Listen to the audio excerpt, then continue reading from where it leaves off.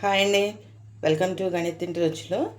నేను ఇక్కడ ఈరోజు రెసిపీ వచ్చేసి ఎగ్ దోశ అని చెప్పాను కదా, కొంచెం వెరైటీగా నా స్టైల్లో నేను చేస్తున్నాను. ఇది దోసపిండి తీసుకున్నానండి. ఇది మన అందరికీ తెలిసిందే కదా. దోసపిండి ఒక కప్పు మనం మినపప్పు తీసుకుంటే 2 గ్లాసెస్ రైస్ తీసుకోవచ్చు. నేను 2.5 గ్లాస్ వేస్తాను.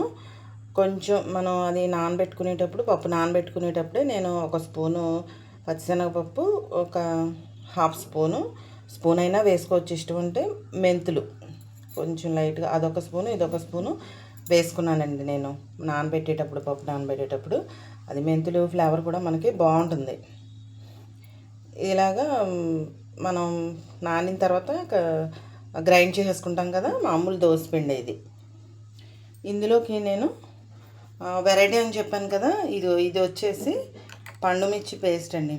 మనం 1 ఇయర్ అంతా కూడా స్టోర్ చేసి పెట్టుకుంటాం కదా. పండుమిర్చి మనకి సీజన్లో దొరుకుతుంది కదా, అది ఇలా నేను స్టోర్ చేసి పెట్టుకున్న పచ్చడి అనమాట. పండుమిర్చి, చింతపండు, ఉప్పు వేసి ఇవి మనం పచ్చడికి స్టోర్ చేసి పెట్టుకున్న మిక్స్ అనమాట. ఇది నేను కొంచెం వాటర్ వేసాను ఇందులో. మనకి దాని మీద ఇలాగ మనకు దోశ మీద మనం వేయడానికి ఈజీగా ఉంటుందని. మనం స్టోర్ చేసుకునేప్పుడు గట్టిగానే స్టోర్గా చేసుకోవాలి. ఇది టేస్ట్ బాగుంటుందండి. నేను ఇలా ట్రై చేసి చూసాను, బాగుంది టేస్ట్. దీనికి వచ్చేసి ఎగ్స్ తీసుకున్నాను నేను ఇక్కడ 2. కొంచెం ఆనియన్, చిన్నగా సన్నగా తరిగిన ఆనియన్, కొంచెం లైట్గా కొత్తిమీర, లైట్గా జీలకర్ర. మనం ఎగ్ వేస్తున్నాం కాబట్టి అది కొంచెం జీలకర్ర వేసుకుంటే డైజెషన్ బాగుంటుంది. ఇప్పుడు దోశ వేసి చూపిస్తాను నేను.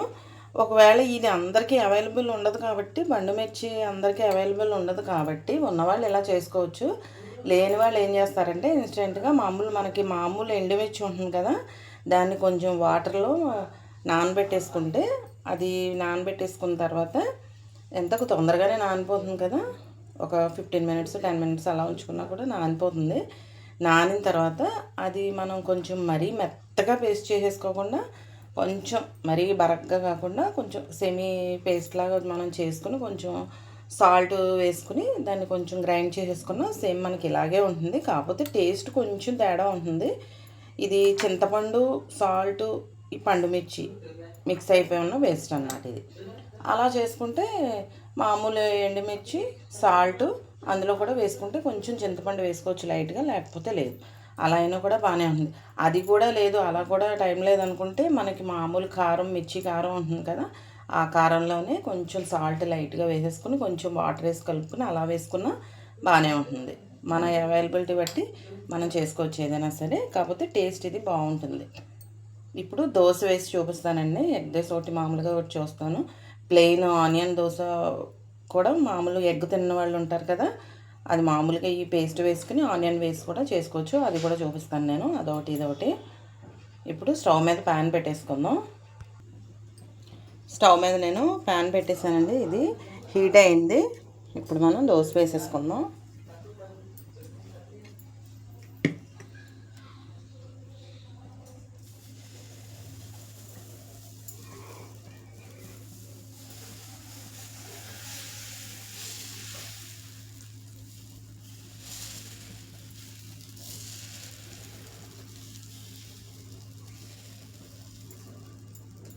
దోశ వేసేసుకున్నాం కదా, ఇప్పుడు దీనిపైన నేను ఎగ్ వేసేస్తున్నాను.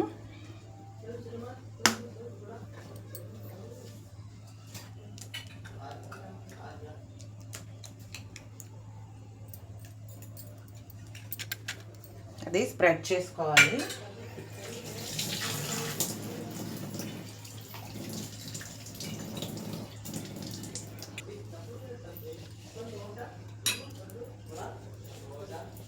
ఇది చక్కగా ఇలా స్ప్రెడ్ చేసేసుకుంటే మనకి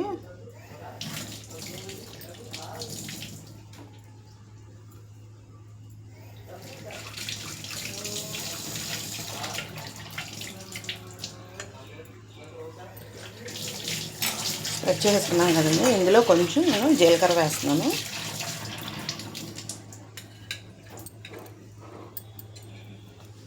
ఇప్పుడు ఇందాక పండుమిర్చి పేస్ట్ అని చెప్పాను కదా, ఇది కూడా వేసేస్తున్నాను.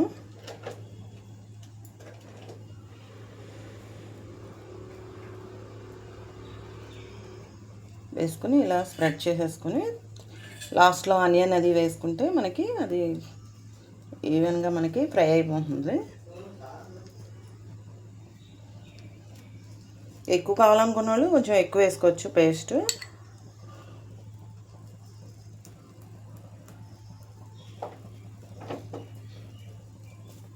ఒకసారి ట్రై చేసి చూడండి, నచ్చుతుంది మీకు. ఇప్పుడు అది వేసేసాం కదా, ఇప్పుడు నేను పైన ఆనియన్ వేసేస్తున్నాను. మామూలుగా అయితే ఎగ్ దోసకి ప్లెయిన్గా వేసేసుకుంటారు. ఇది కొంచెం ఇలా వెరైటీగా ఉందన్నమాట. ఇలా చేస్తే వెరైటీగా ఉంది. దీంట్లోనే కొంచెం కొత్తిమీర ఇష్టమైన వాళ్ళు వేసుకోవచ్చు, లేకపోతే లేదు. వేసుకుంటే ఏంటంటే టేస్ట్ బాగుంటుంది, చూడడానికి కూడా మనకి కలర్ఫుల్గా ఉంటుంది. కొంచెం మరి హైలో పెట్టేసుకోకుండా ఫ్లేమ్ కొంచెం మనం ఇది ఇలా ఎగ్ ఉంది కదా, ఇది కొంచెం మీడియంలో పెట్టుకుని ఫ్రై చేసుకుంటే మనకి బాగుంటుంది. ఇప్పుడు దీనిపైన మనం ఆయిల్ వేసేద్దాం.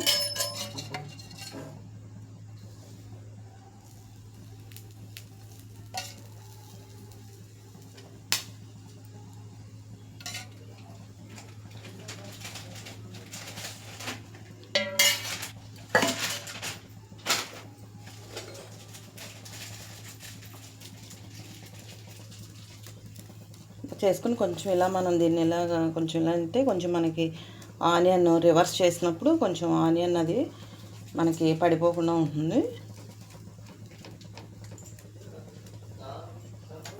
సేమ్ మనకి చూడడానికి పిజ్జా లాగా అనిపిస్తుంది.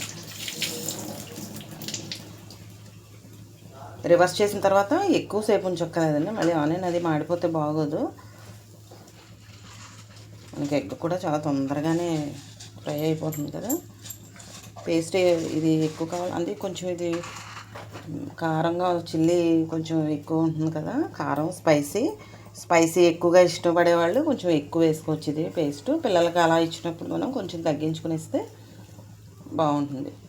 ఎండుమిర్చి నానబెట్టుకుని మనం అలా చేసుకున్నా కూడా సేమ్ ఇలానే ఉంటుంది. ఇప్పుడు ఇది ఫ్రై అయిపోయింది కదా, కొంచెం ఇది లైట్గా తిరగేసేద్దాం.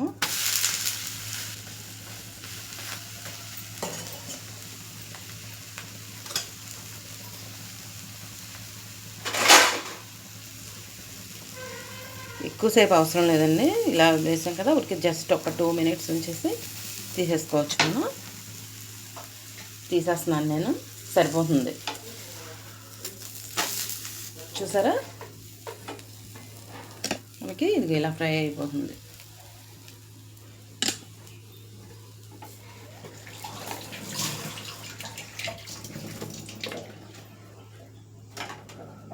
ఇప్పుడు నేను అది ఎగ్ వేసాను కదా, మామూలు ప్లెయిన్తో ఒకటి వేస్తాను. అందరూ ఎగ్ ఇష్టపడరు కదా కొంతమంది, అలాంటి వాళ్ళకి ఇలా ప్లెయిన్గా మామూలు వేసేసుకోవచ్చు. మసాలా దోశలకు కూడా బాగుంటుందండి. మనం ఈ దోశలోనే కూడా చాలా వెరైటీస్ వేసుకోవచ్చు కదా. ఇప్పుడు ఇది ఇలా వేసాం కదా, మామూలు ప్లెయిన్గా తర్వాత ఈ పేస్ట్ ఇలా మామూలుగా స్ప్రెడ్ చేసేసుకుని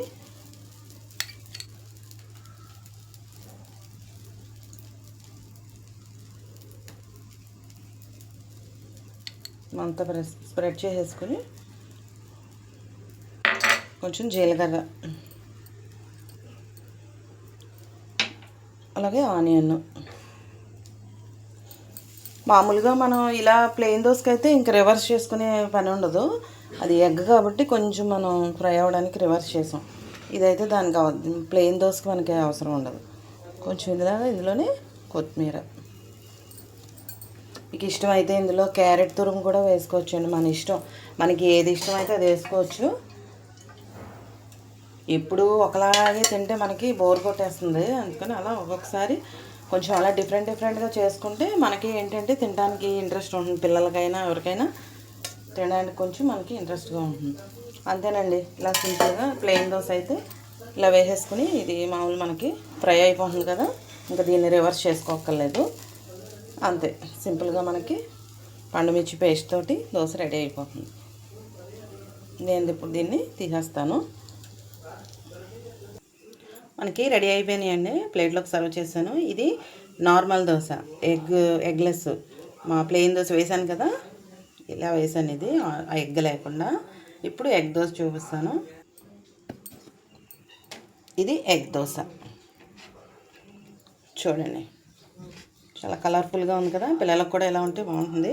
ఇది చట్నీ లేకపోయినా బాగానే ఉంటుంది, అది వేసాం కాబట్టి పిక్కలు.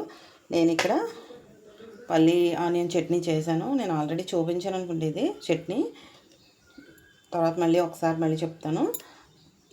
ఈ రెండు కాంబినేషన్ తోటి, చట్నీ కాంబినేషన్ తోటి చాలా బాగుంటుంది. ఈసారి ట్రై చేసి చూడండి. నచ్చితే మీకు లైక్ చేసి, షేర్ చేసి, సబ్స్క్రైబ్ చేసుకోండి.